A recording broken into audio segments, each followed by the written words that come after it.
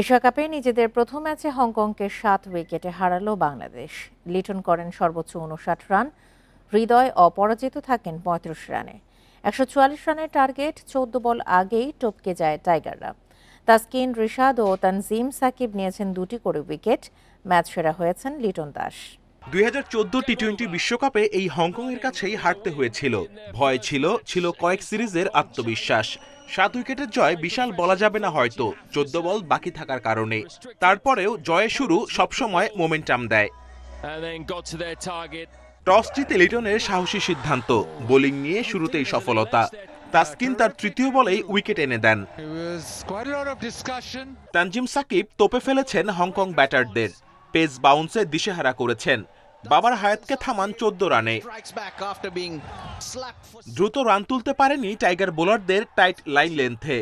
জিসান ও নিজাকত 41 রানে জুটি গড়লেও খুব একটা লাভ হয়নি, কেউ তাণ্ডব চালাতে পারেনি।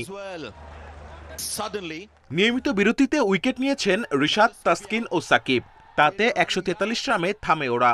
2টি করে উইকেট শিকার এই 3 বোলারের। 11 বারের মধ্যে এই মাঠে 140 থেকে 50 রান তাড়া করে জয় 7 বার। ইতিহাস বলে এই রান করা সহজ, তাই করেছে বাংলাদেশ। যদিও দারুণ শুরুর পর ইমন ফেরেন 14 বলে 19 করে। 100-র নিচে স্ট্রাইক রেটে 14 করে আউট তামিম।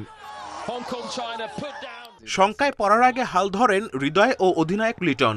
অভিজ্ঞতা দিয়ে মোকাবেলা করেছেন ওদের। জয় আগে, তাই তো রান রেট বাড়িয়ে রাখার তাড়াহুড়া ছিল না টাইগারদের। 79 বলের জুটিতে তোলেন 95 রান।